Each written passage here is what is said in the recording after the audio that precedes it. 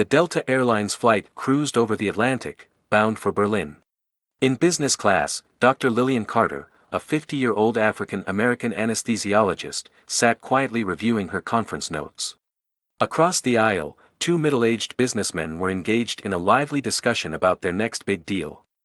A couple of hours into the flight, just before lunch, a sudden commotion broke the calm.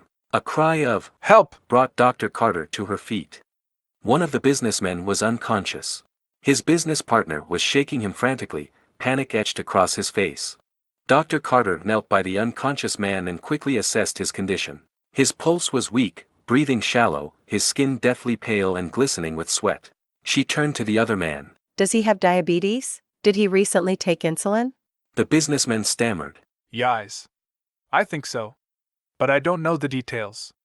With no time to waste, Dr. Carter rushed to her bag. When traveling, she always carried vials of glucose and epinephrine for emergencies. As she approached the patient, the man's partner blocked her path. Wait, who are you? You can't just inject him. How can I trust someone like you? Black woman, what if you're not even a real doctor? You're going to kill him.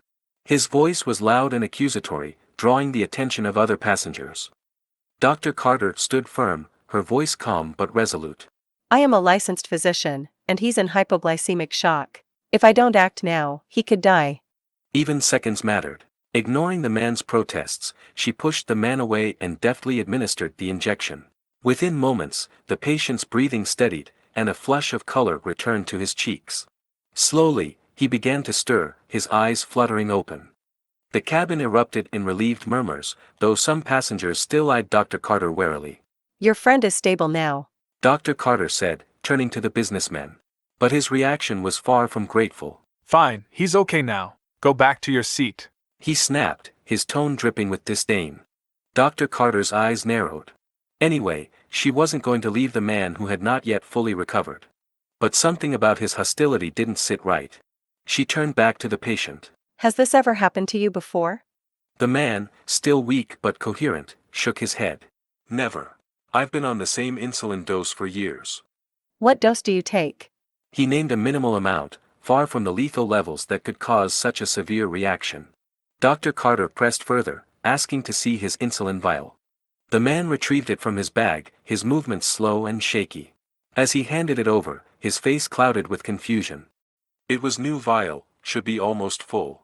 There's less than a half now. He muttered, staring at the vial. I couldn't have used that much. A flicker of memory crossed his face, and his expression darkened. Wait, when I injected my insulin. I remember, he said, turning to his business partner. You distracted me, started talking about the presentation, right when I was drawing the dose. And I turned to the laptop. Dr. Carter's heart sank as the pieces clicked into place. This was no accident. I believe your partner added extra insulin to your dose. If I hadn't been here, the outcome could have been fatal. The businessman's face turned ashen. That's ridiculous. Why would I? You, dirty black woman, decided to play detective. But the evidence was damning. The would-be murderer was detained upon landing, and his plan unraveled under questioning. The younger partner, desperate to take control of the company and eliminate his senior, had attempted what he thought would be the perfect crime. A fatal insulin overdose mid-flight, over the ocean. No ambulance will arrive. Even if the plane is turned back, it will be too late. And no obvious trace of murder. No one knows how much insulin should have been left in the bottle. Who could have guessed that there would be a doctor nearby, and even with medicine in her bag? The senior businessman, deeply shaken but eternally grateful, expressed his heartfelt thanks to the doctor who had not only saved his life but uncovered the truth. That evening, recalling the events of that day in her Berlin hotel room, she thought with a wry smile. Just another day at 35,000 feet. If you like our content, could you please subscribe this channel, and press the bell icon? This will be of great help to the development of our channel, as we are going to provide you huge amount of interesting information about different places all over the world, and more.